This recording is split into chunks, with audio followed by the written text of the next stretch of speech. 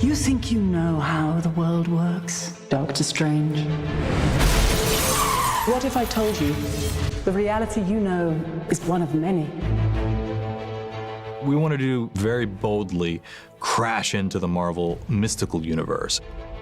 I do not believe in fairy tales about chakras or the power of belief. Forget everything you think you know. The journey of Stephen Strange is uniquely awesome. It's different. It feels like a huge experimental film. Action! It's utterly inspiring. This film is just mind-blowing. It's everything we ever dreamt of when we were kids. Who are you in this vast multiverse, Mr. Strange?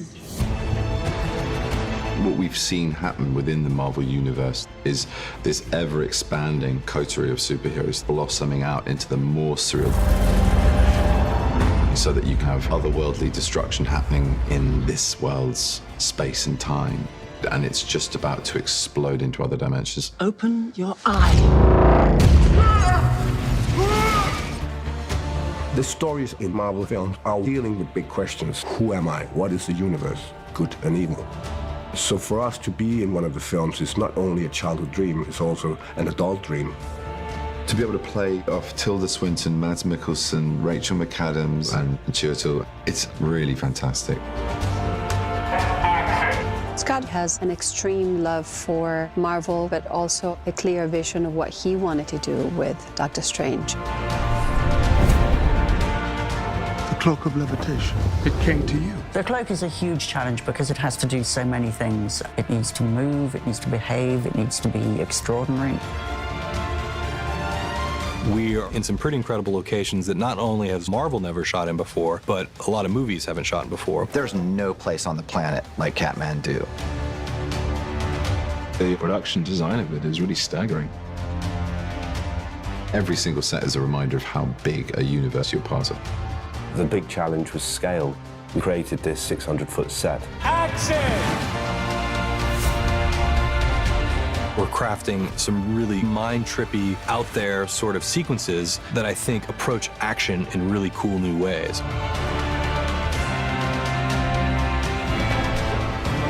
What you're seeing is kind of a blend of 3 or 4 martial arts. Benedict threw himself into this role, and he went through months of physical training to learn how to fight and how to move. When this opportunity came up, I thought, I want to do this movie.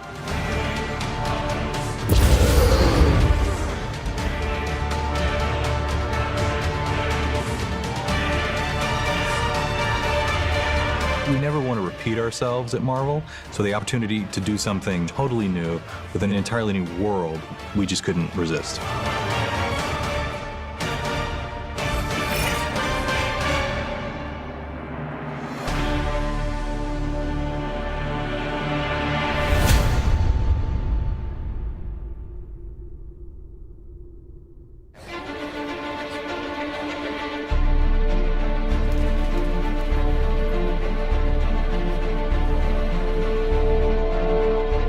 Doctor Strange has always been my favorite comic book character in all of comics. I connect to that character because of the seriousness that the comic gave to the idea of mysticism and to the idea that the universe is a profoundly mysterious place. Action! What are these? Those books are far too advanced for anyone other than the Sorcerer Supreme. I'm excited about showing audiences a character who moves from skepticism to mysticism. Stephen Strange was created by Stan Lee and Steve Ditko in the heart of the 60s when all these classic, more well-known characters were being created. What's unique about Stephen Strange in the Marvel Universe is that he exists in the corner of magic and the mystic arts. He's the sorcerer in the Marvel Cinematic Universe. This superhero came out of a context in the 60s of a bleed between Western science and logic and Eastern mysticism. My fear initially was, how would this concept work in the 21st century? It made sense to make sure to steer it towards how he's introduced to what he becomes. I was thrilled at where he began and where he got to in this script. It was mainly the character arc and the journey he goes on in the film that drew me to the material. It's part of what I love about Doctor Strange. You know, if you don't know him as the arrogant, wealthy man of hubris that he was, you really can't appreciate the man he becomes after the scene when we see him crash. Billy, can you send me the... Got it. Scott literally said, this needs to be the greatest car crash in cinema history. It took 8 different Lamborghinis. It involved shooting on 2 continents, all to achieve this very spectacular crash that, at the moment when it happens, has to feel like this visceral jolt of energy.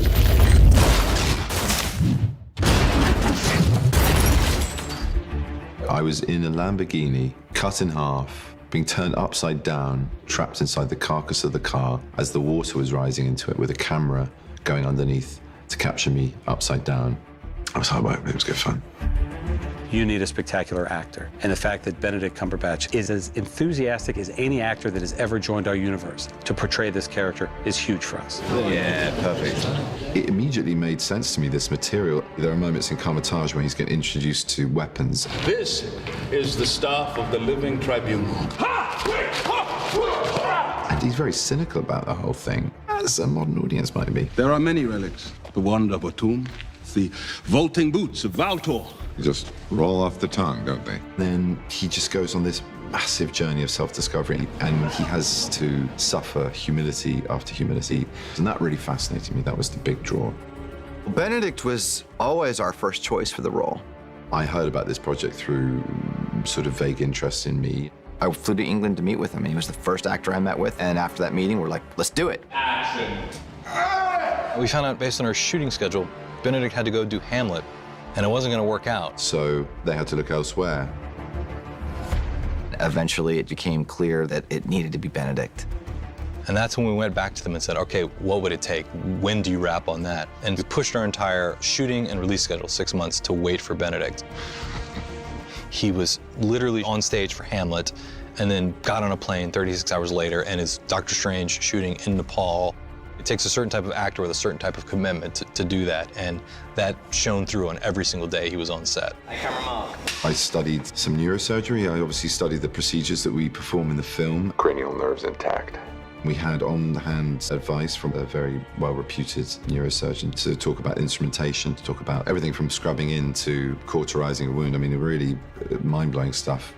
To have that level of intellect and have it combined with depth of feeling the way that he has, you just don't get that very often. Benedict displays such fierce intelligence, which makes perfect sense for a world-renowned neurosurgeon. And he has a very heroic quality to him. Action.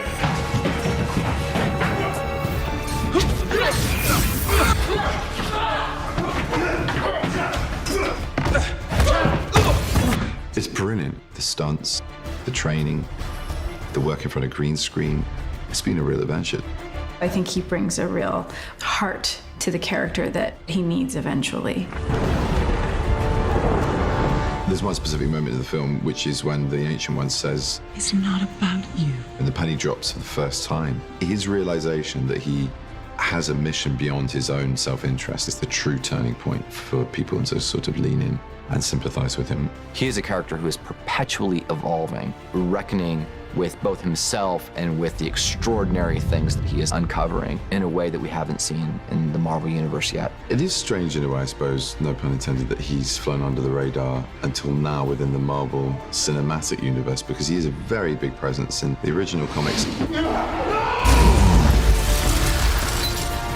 You're in a mirror dimension. Who's laughing now? I admire people having the courage to expand their minds into seeing that the world is more than what they thought it was. That's the journey of Stephen Strange. It's the right moment now for him to be the character that we can get introduced to open up that chapter of the Marvel Universe.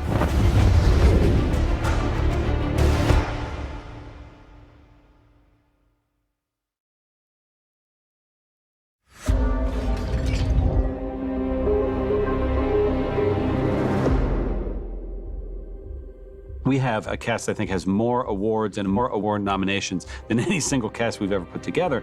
And the fact that they're all willing to suit up, to step into this very trippy world with us is a testament to both our director, Scott Derrickson, and the source material that it comes from. It's utterly inspiring, the cast of this film. To be able to play off Tilda Swinton, Mads Mikkelsen, Rachel McAdams, and Chiwetel, it's really fantastic. I think Marvel, they're always casting rocking people, to be honest. To be part of the Marvel Universe is really exciting. You get to work with the best of the best in the world. Where are you going? Greenwich Village, and the quickest way back there is through a dimensional gateway that I open up in the mop closet. Rachel plays Dr. Christine Palmer, and we knew we needed to cast someone that could go toe-to-toe with Stephen Strange. I have a very strict rule against dating colleagues. Oh, really? I call it the Strange policy. Oh, well, good. I'm glad something's named after me. An actress that could show, via the way she sees him, the better man that he could be.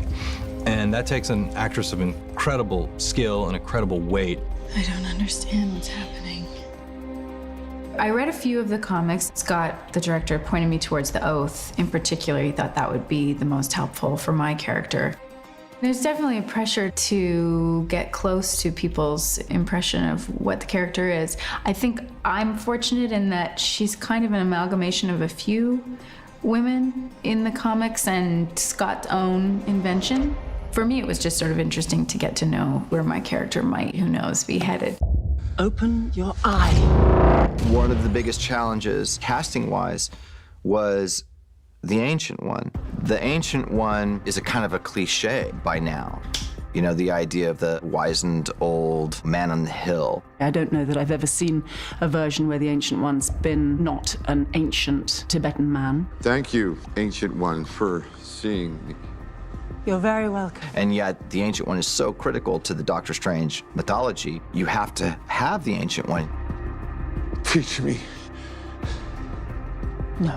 When you start to think about ethereal and enigmatic and ancient and warm and intelligent, Tilda Swinton just popped right to the top of our minds. And to her credit, she was down. She understood what we were going for, how it could be different, what she could bring to a role like this. She said, yeah, I'm in. Let's flip this on its head and try to come at it from a new way. I'm generally of the belief that gender is in the eye of the beholder, and it's of less importance to the person being beheld than the person looking, very often. And this is a case in which that's true. We didn't want to pin it down to any specific Buddhism, specific gender. We wanted to free it up from any previous interpretation. Well, heroes like the Avengers protect the world from physical dangers. We sorcerers safeguarded against more mystical threats. Benedict Wong, I've made a few films with now, and I'm always very, very thrilled to see Benedict. Mr. Strange. Stephen, please. And you are? Wow. Wow. It's weird having two Benedicts on a movie. That's rare. Just one? Like Adele? We knew we needed an actor who had that intellect and who had knowledge burning inside him. You felt like wherever he walked, he was carrying the history of this entire place with him. During the 60s, Wong came across like a manservant sidekick. With our version, you know, we're happily updating this for a modern audience. No one steps foot in this sanctum. No one. You're looking for Kamatage. When it came to casting Mordo, I just wanted to find an actor who could work at the deep levels that an actor like Benedict works at. As soon as Chiwetel came up, we all wanted him. He's so good and so complicated. I think the way that he is constructed is somebody who's very loyal, very engaged, very powerful, and is a great defender of ideas. And that's something that's great to play, especially when some of those things get challenged by an outsider. He's gone. Even Strange has left and surrendered to his power. In the comics, Mordo is to Doctor Strange what Moriarty is to Sherlock Holmes, the highly skilled, equal adversary. He has tremendous capabilities as a sorcerer. Fight like your life depended on it! Along with the qualities that draw him into evil. Because one day, it may. What I told Chiwetel was that I needed him to help me construct the character in such a way that we're not writing a villain. We're writing a character who does what he believes is right. I cannot defeat them alone. There's love and affection and respect there amongst these two men who would ultimately be warriors. You still think there will be no consequences, Strange? No price to pay? But in one of the greatest Marvel storylines of all time, Mordo betrays Strange. There's a fall. The bill comes due. I will follow this path no longer. And watching that fall is really heartbreaking and really fun to bring to the screen. Master Caecilius, that ritual will bring you only sorrow. Mads Mikkelsen is also in the film. I feel like he's so different in everything that he does that he has a way of very subtly creating completely different internal universes for the characters that he plays.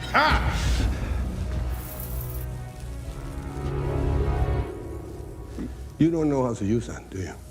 Mads Mikkelsen is a one-of-a-kind actor. He has an incredible presence, an incredible look, completely unique to himself. I can't think of anyone else in the history of cinema that is quite like Mads. Action! Mads Mikkelsen, he has brought a depth and dimension to his character. When you have an actor who can portray complexities that you understand are not just motivated by good and bad, it's something we as an audience can relate to a little bit more and understand a little bit more. Caecilius is caught up on the wrong side of the river. He believes if he's going that way, the world will be much more beautiful and all his questions will be answered eventually. This world doesn't have to die, Doctor. This world can take its rightful place alongside so many others as part of the one, the great and beautiful one. We can all live forever. Most of us, we grew up with Marvel, right? And most of us see Marvel as a fantastic piece of art. So for us to be in one of the films is not only a childhood dream, it's also an adult dream. Because the stories are dealing with big questions. You know, who am I? What is the universe? Good and evil. And action! Just a little higher. Being able to work with all those amazing actors just raises the stakes and allows the audience to suspend their disbelief. One of the things that I think is great about Marvel movies is that you find yourself rooting for characters because you understand them. And it's not just that they are superheroes. You like them because of who they are, not sort of what they are. You know, these things are fun enough in themselves, but when you've got a cast like that to play with, it's just bliss. I think we're lucky to be the next band on the roster, and we're also psyched to be a part of it. Sit down.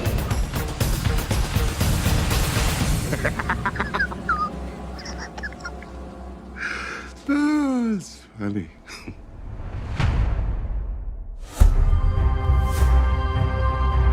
Doctor Strange is a movie we've wanted to make for a long time. It's been in the back of our minds really since Iron Man 1. So when we finally did say, we're making this movie, let's find the right filmmaker for it, there was a lot of people that came a-knocking. And so I ended up meeting a lot of people and a lot of talented people and a lot of great things to say. And Scott was among them, and he came after this with a passion and an excitement that we want to see in the filmmakers that we hire. Scott Derrickson has a great body of work, and like Joan Anthony Russo, like Joss Whedon, like Jon Favreau, like Kenneth Branagh, the best of the filmmakers we've worked with haven't necessarily done a film like the one we're asking them to do now, but they have done enough that they've shown they're incredibly talented. They have unique visions and a love of film and a love of pushing the boundaries of what a movie can be.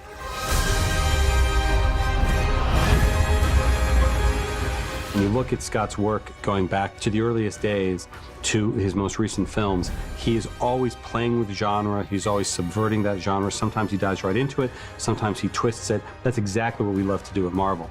He was the guy to lead us through this journey of Doctor Strange.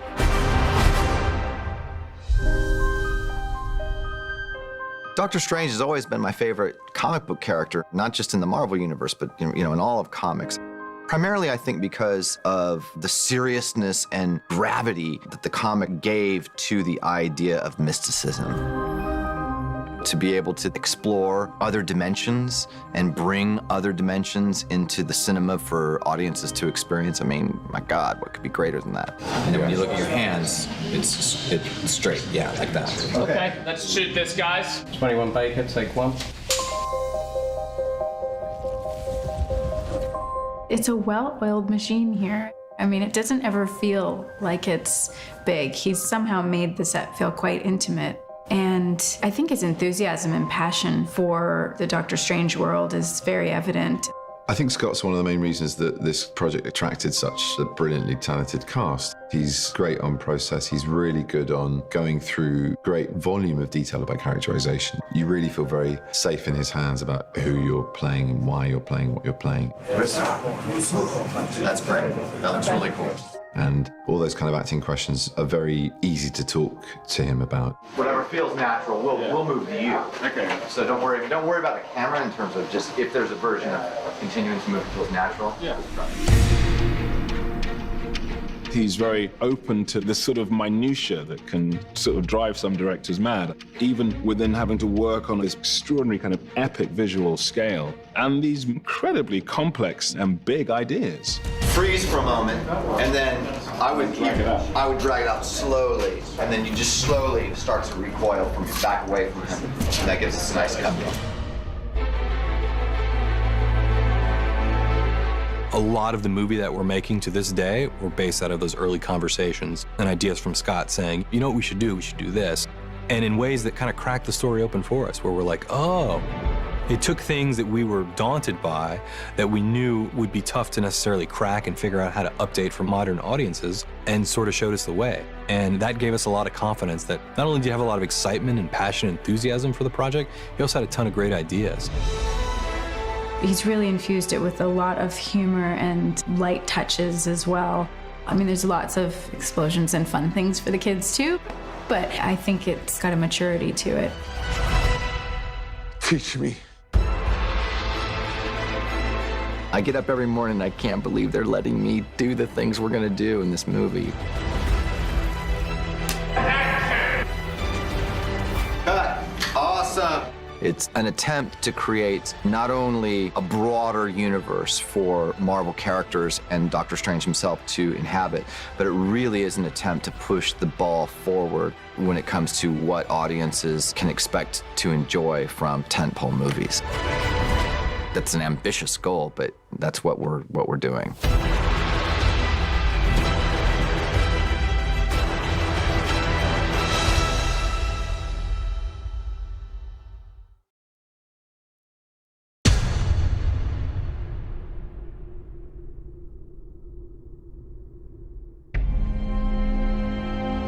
It's a mind-blowingly beautiful film.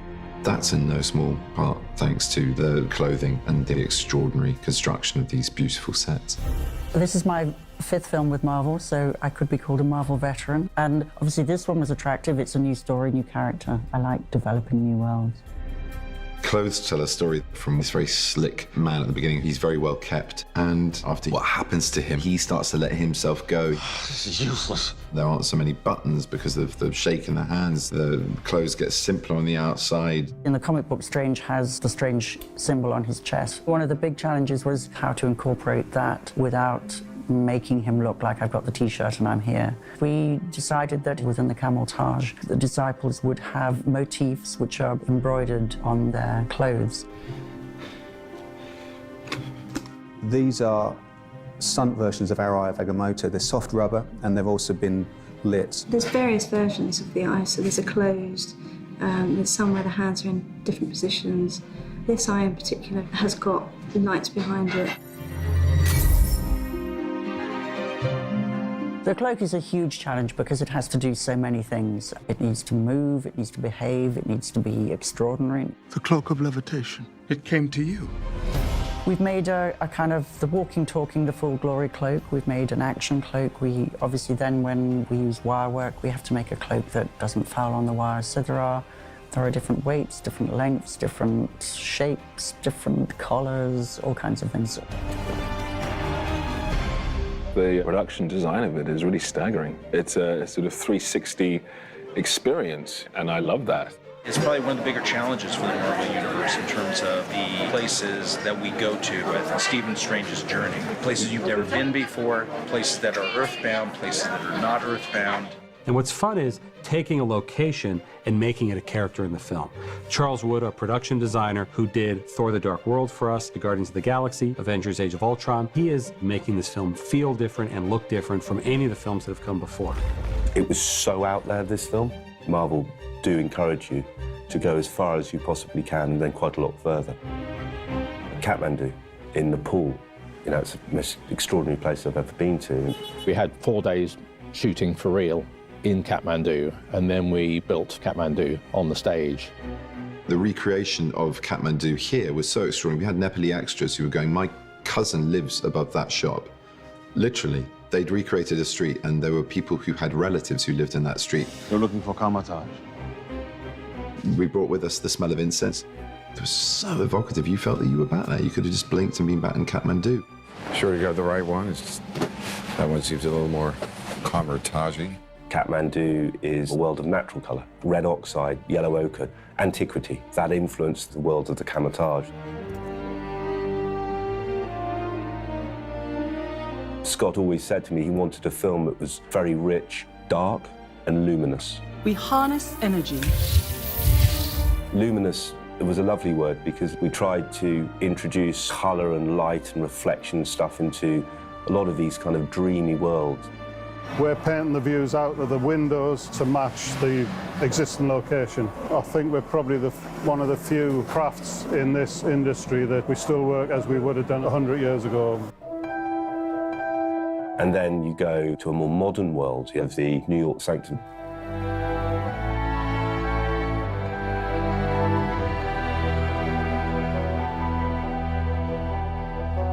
The Sanctum Sanctorum is right there on Bleecker Street in Greenwich Village, where it's been since the early incarnations of this character in the comic books. That's one area which the comic books did show us, but what we wanted to do was give it a twist. So we tried to come up with a slightly odd mix of architectural styles. You can't quite put your finger on when this house was built. This Sanctum Sanctorum is utter magic, no pun intended. And they're also really going for the details. It's a free gift, right? We don't have to pretend that we're here. We are here. It is extraordinary to work in environments like this because it's so vibrant that you feel that you're in an other space or dimension or world. The New York Sanctum actually at one point tips on its end. So we had to have corridors built for some of the stunt sequences. One was a gimbal corridor with rubber walls so that Strange can be thrown from side to side without hurting himself. Strange goes into these magical spaces. You're never quite sure when you open that door on a real set what you're going to step into. We went on several scouts to Hong Kong and wandered around and looked at the architecture and looked at how people live on a commercial level as well. The big challenge was scale. I wanted Benedict to walk into it and go, oh, you know, oh my God. Action! Hong Kong, this incredible outdoor set on the side of one of the stages in Longcross, which is one of the biggest, most extraordinary sets I've ever seen. It's basically elements of the whole of Hong Kong, Kowloon, brought together in one street. We sort of matched about, I don't know, 60 or 70 buildings and created this 600-foot set. Basically, you could cook some food at those stores. You could go and have something mended in one of those metal workshops. You could have a card printed in the paper shop. They're all functional machines. It's just mind-blowing. Every set is a sublime work of art where you can just turn anywhere, act anywhere. It gives endless scope for creating the best possible version of those scenes on the page into a cinematic reality. For someone like me, you couldn't be in a better situation because you can explore so many different worlds, even within one film. Every single set is a reminder of how big a universe you're part of, how big a franchise you're part of, and it's utterly inspiring.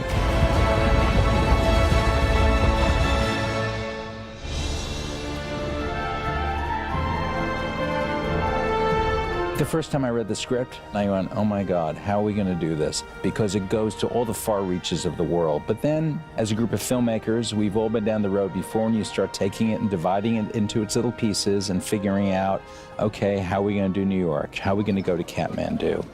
We are in some pretty incredible locations that not only has Marvel never shot in before, but a lot of movies haven't shot in before. You see things on location that you didn't imagine and that spark new ideas. The Holy Tours, that one will get a cleaner POV shot. Scott's mission, I think, was to give as much real-world live action as possible, so that then everything that's so fantastical about this story can have a basis in reality. Kathmandu in Nepal. It's this amazing, beautiful, vibrant, chaotic city of 2 million people nestled amongst the Himalayas. And we went there and we found this incredibly big city, jam-packed with people and noise and life. We scouted Kathmandu in the fall of 2014, and shortly thereafter, there was a cataclysmic earthquake. And we had fallen in love with the city and the people, and it was a real concern, would it be safe for us to go there? We felt it was the right thing to do. And the people there opened their hearts and their homes and their businesses to us. Hit it. How to play singing balls. You don't hit it like that. What you have to do is...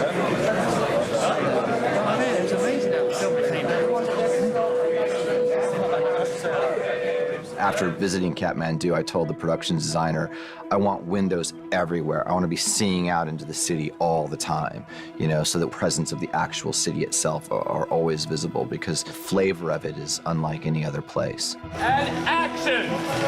We started shooting in Nepal, and so it was great to get a sense of the reality of that place. And good for my character, Mordo, to connect with the sense of spirituality that you find in places like that.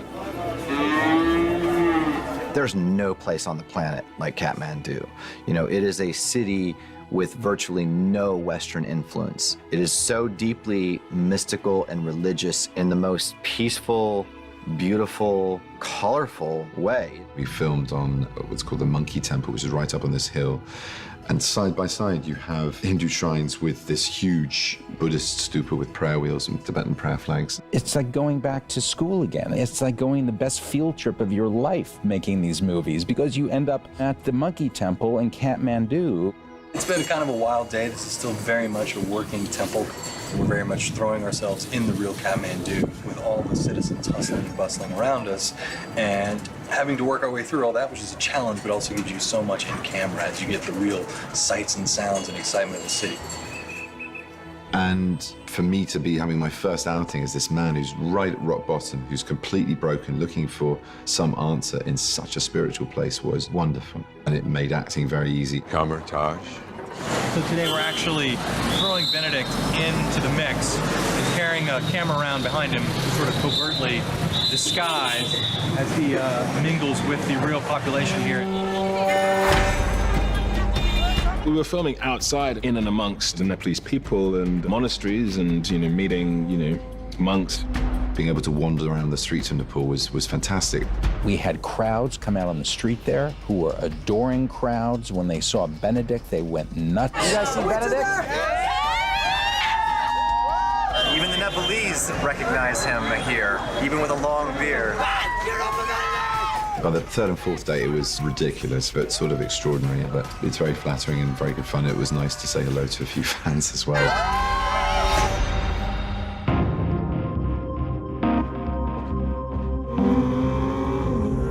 And there's some shooting in New York, where the Sanctum Sanctorum exists. It's fun to take a surgeon who is used to being in the penthouses on Fifth Avenue into Bleecker Street and into Brownstone on the outside. Inside, of course, it is somewhat of a nexus between many different realities.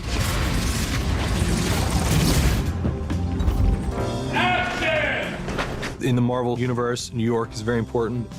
We've had movies set in New York before, like if you look at Captain America and the Avengers. But Doctor Strange may be right up there with any one of our other heroes when it comes to his identity being with New York. We happened to be shooting right outside a comic book shop. And I said, Benedict, you should pop in there. And he said, I should, shouldn't I? Everyone looking at me and... Yeah, I absolutely need a picture of this. I'm sorry. This is great. And I filmed them on my phone walking into the comic book shop and saying hi to the guys that work there. It was amazing. Okay. So nice to meet you. Thank you so much. Absolutely. Thank you. Nice to meet you. See you guys. We love the idea of really shooting New York for New York, because you can't fake that anywhere else.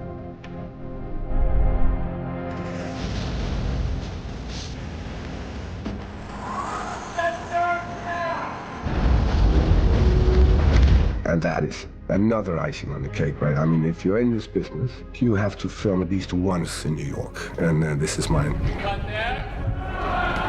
That's how you do it. Ladies and gentlemen, that is a picture wrap on Benedict Cumberbatch. He's a New Yorker. Doctor Strange is a New Yorker, and we're definitely going to make that a big part of his journey.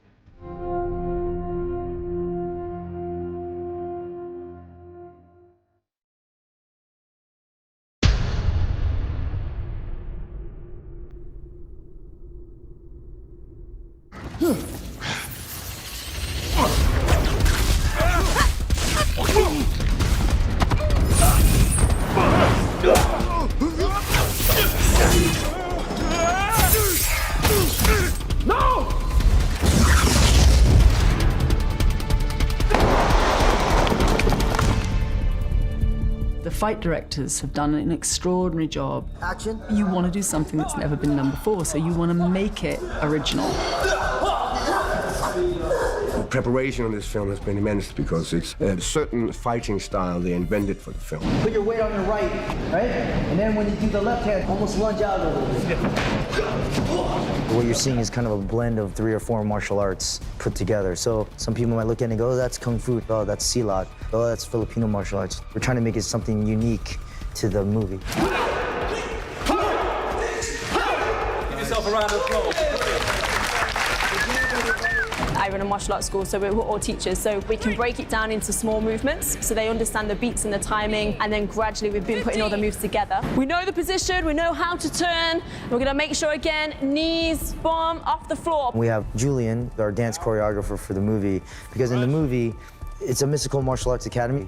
Julian's gonna bring some type of hand formations that create these lines of light. I've been dancing for 10 years now and have a black belt in karate. So I think putting those two together made me uniquely qualified for making the gestures for the magic moments in the movie. I do hip hop and I do popping and tutting. And tutting is only arms and hands. And then it also breaks down even smaller to finger tutting, which you're doing boxes and shapes with just your fingers. And then it can get really funky where you're just kind of like doing alien fingers. Jojo is doing the fight scenes. I make the gestures to materialize these weapons and powers, and he gets to fit those things into the actual fight scenes. Go! Look at that. That looks like it's been momentum. 3, 2, 1, action! Some type of motion to get you right. There is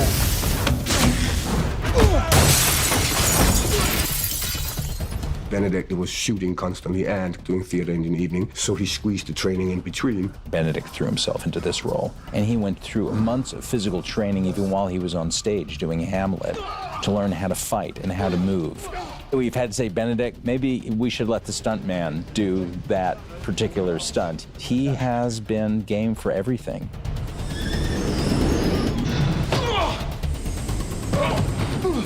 You have to be incredibly fit. I mean, I started working out for this film, not just to fill the suit, so to speak, but also just to be able to take knocks, to be able to do multiple takes of fight scenes over 5 days. Fight as if your life depended on it! I've been whipped about 3 times with this sort of whip thing that Chiwetel and I had to play with in a fight training scene. Yeah, it's a great moment in the film in terms of the relationship of Mordo and Strange, where he's introducing him to all of the different fighting methods that they can use. Dr. Strange is also sort of fighting back, and so finding his own feet and sense of himself in this world. They're still master and pupil. Trust your teacher. But it's the first time that there is a sort of equivalency about them. There's a kind of dance to it. For me, there was this issue with the Ancient One, that the Ancient One is a complete mofo at doing all this stuff, but is super, super still and super serene while doing it. So that was quite a task.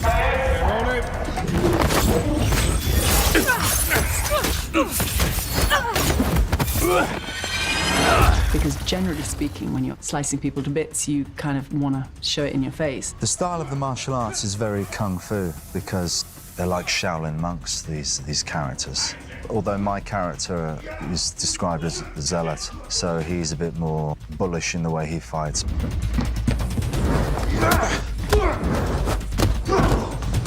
bit less graceful. I've been hit in the face, I've been kicked in the stomach quite hard, I've been punched twice, I've tripped over the cape. That's not so superheroic, but very funny. 3, 2, 1, go. And then there's also a lot of wire work in the film.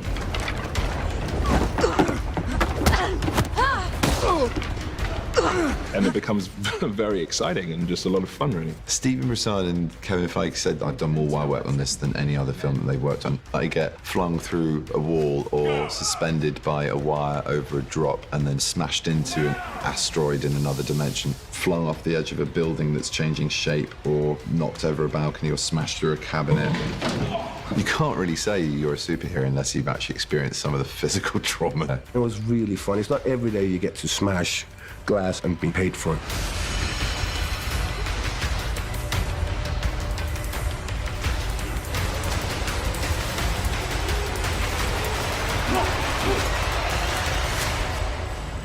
Yeah, it's all good fun and games, isn't it?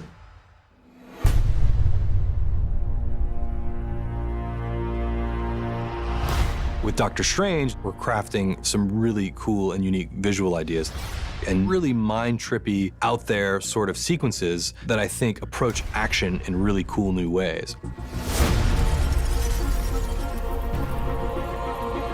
We're dealing with other dimensions. We're dealing with other possible realities. We're dealing with magic.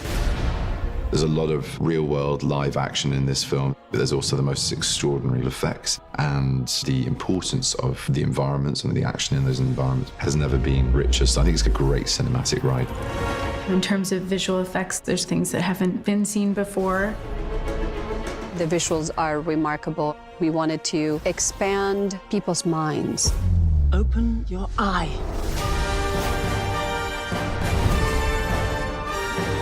The film is not really so much about destruction.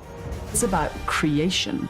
It's about bending things. It's not about breaking things. Like, creativity on this film was pretty open. There was no, oh no, let's not even try it. It was like, let's try everything. As soon as I saw the plans for what the visuals were going to be, I thought it was quite literally a different universe.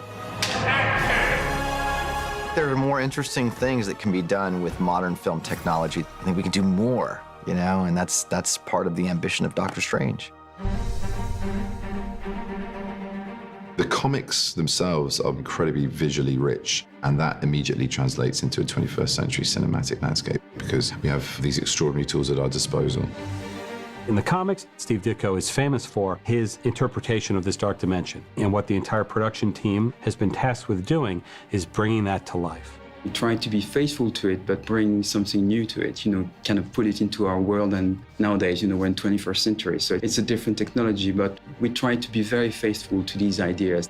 I've got a selection of environments in 3D here, which I can modify and adjust the speed of and the color, and then an array of 3D cameras looking at them, each of which drives one of these outputs, which goes to the individual lighting panels, which light Benedict. 3, 2, 1, action.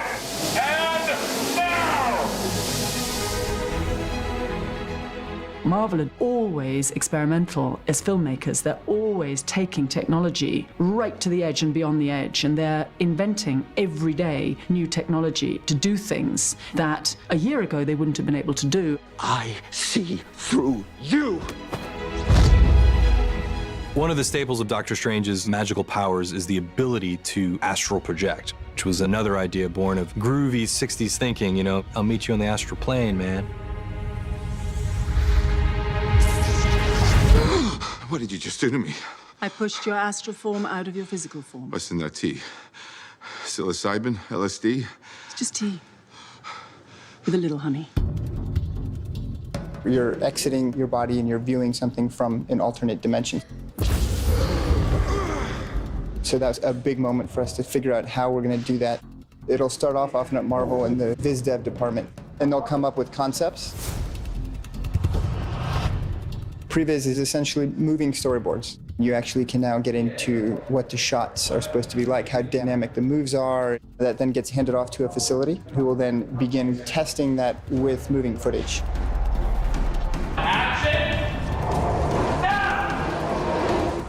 We're testing today the astral push moments, and in those moments we're shifting into a high speed. So we're testing frame rates as well as camera speeds in order to do that.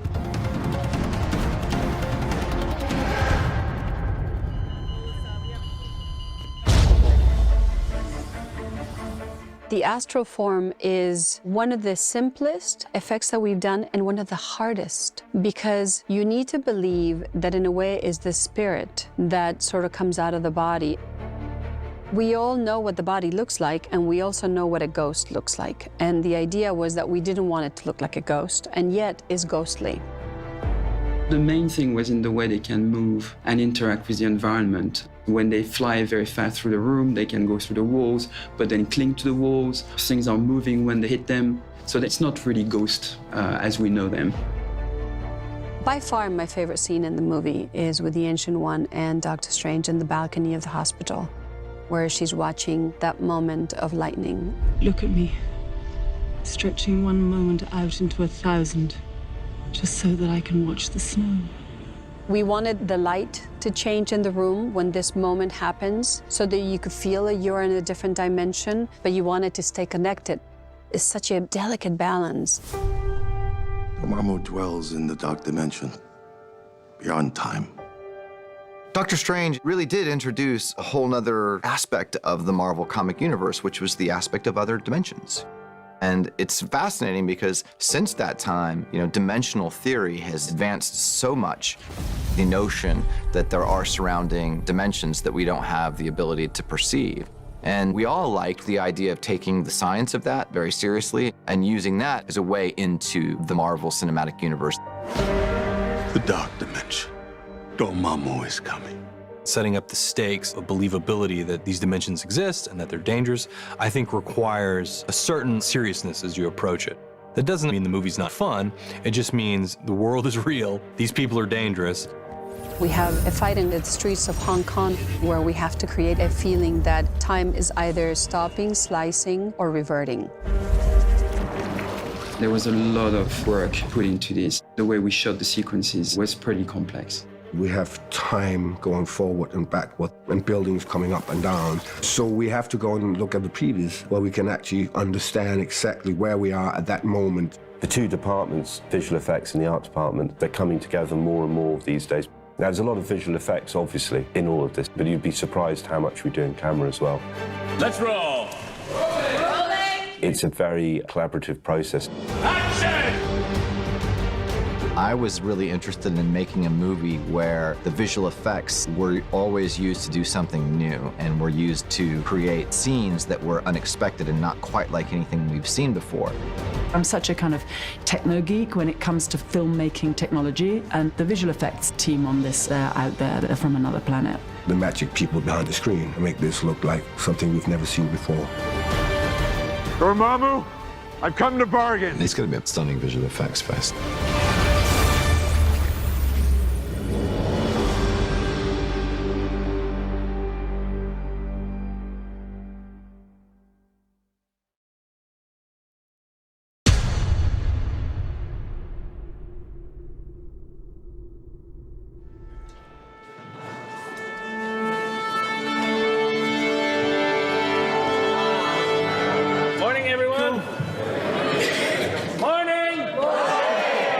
When this opportunity came up, I thought, I want to do this movie.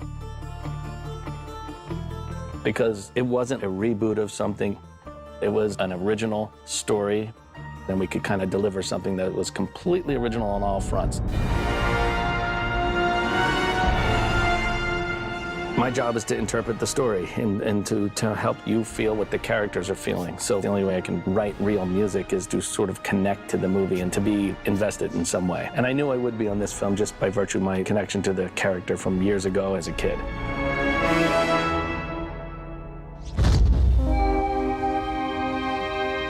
I told Michael that the movie was a bit darker than most Marvel movies, and that I wanted the score to reflect that, and that I wanted a sense of the mystical. Other than that, I wanted him to feel unhandcuffed. I wanted him to feel free to do what he wanted to do. I had the main theme for Doctor Strange written almost immediately before going in for that first meeting. He very quickly turned around with a theme that was amazing. We were all just amazed at how good it was, and I felt immediately like, well, that's it. It was just seemingly effortless for him.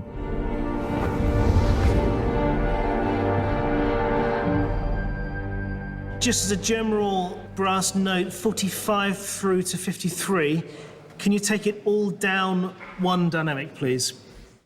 I cannot lead another gifted student to power, only to lose him to the darkness. You didn't lose me. I wanted the power to defeat my enemies. You gave me the power to defeat my demons and to live within the natural law. We never lose our demons, Mordo. We only learn to live above them. I think Scott and I have sort of been on the same page from day one about what we wanted with this thing, so I sort of pitched to him what I was thinking, and he brought to me what he was thinking, and it really all worked together. There may be dark days ahead. Perhaps Kamataj could use a man like Strange. We don't ever really talk about music, we talk about story and character. There are different themes for the different characters. Doctor Strange has a theme. The dark magic has a theme. You will now receive the power to destroy the one who betrayed us. There's the training theme.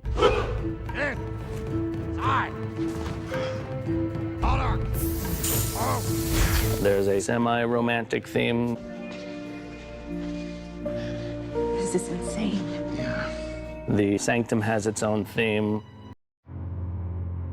The first time Doctor Strange shows up in the Sanctum is pretty fun. You're starting to see little artifacts and different things. And anyone who's a fan of the Doctor Strange comics will recognize this and that.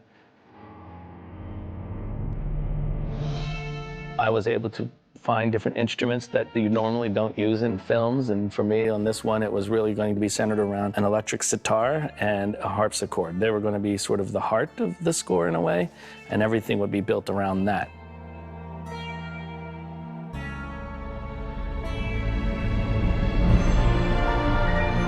We have almost 100 people here, everyone in the same room to record at the same time. Some people like to record just, say, the string section, and then on another day record the brass, and they divide everything up. But for me, I really love the sound of a full orchestra with all of the sound waves bouncing off each other.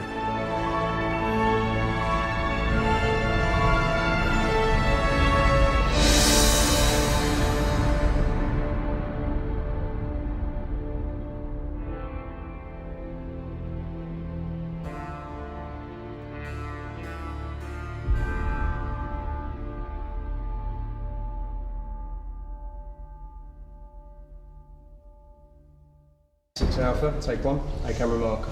Take him. Action. How long have you been at Kamataj, Mr. Doctor? Mr. Doctor? It's strange. Maybe. Who am I to judge?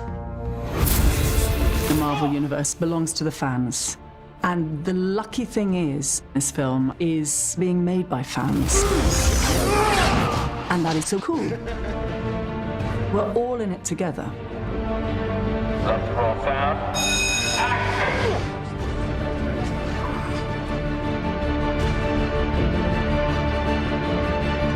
Cut, beautiful.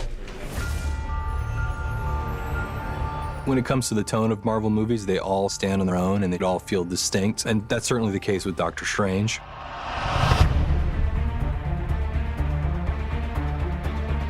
We wanted to make a mind trip action film that was filled with bizarre and wild things that we just haven't seen before. Every set piece is an attempt to give audiences adrenaline-ridden sequences that are not predictable. This is so surreal. I can't believe I get to do this for a living. It's just so much fun.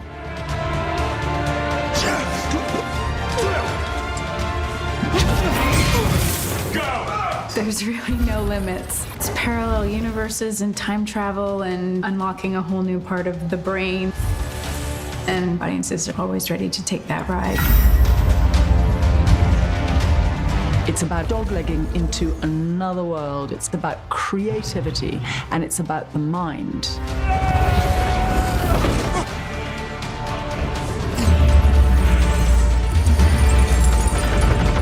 Doctor Strange is an attempt to use magic in a way that hasn't been used in a movie before. No matter what anyone ever says about the movie, we're not going to be criticized for our lack of ambition.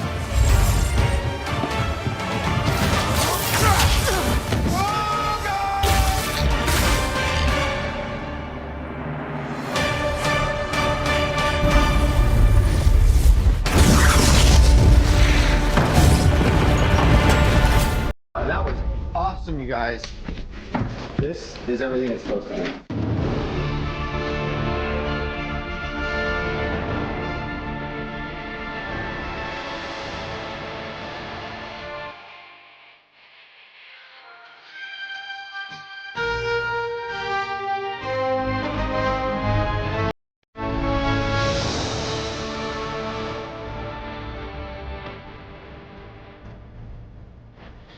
So Earth has wizards now, huh? T? When it comes to our tags, we don't often script them out or necessarily know when the film starts shooting what the tags are going to be. I don't drink tea. What do you drink? Not tea.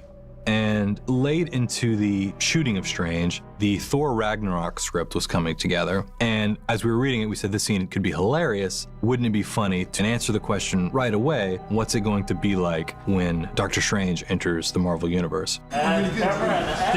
So I keep a watch list of individuals and beings from other realms that may be a threat to this world. Your adopted brother, Loki, is one of those beings. It's a worthy inclusion. Yeah. I'm not sure if they had met before, but they got along great, and I think people are starting to learn this about Chris, and they'll soon hopefully know about Benedict Cumberbatch. They are both hilarious. They both have the best comedic timing, especially for guys known as dramatic actors and as action stars, some of the funniest people you'll ever meet. And I think they really enjoyed the opportunity to just improv a bit and play with what is kind of a little bit of a lighter tone than the movie that preceded it. So, why bring him here? We're looking for my father. As you look forward where we can go from here in Doctor Strange, it'd be interesting to see him serve that role, to see him advise Avengers and all the characters you know here on Earth about the things they don't even know and about the dangers yet to come. So if you found Odin, you'd all return promptly to Asgard? Yes, promptly. I have much work to do elsewhere. Oh, good. Allow me to help. And cut.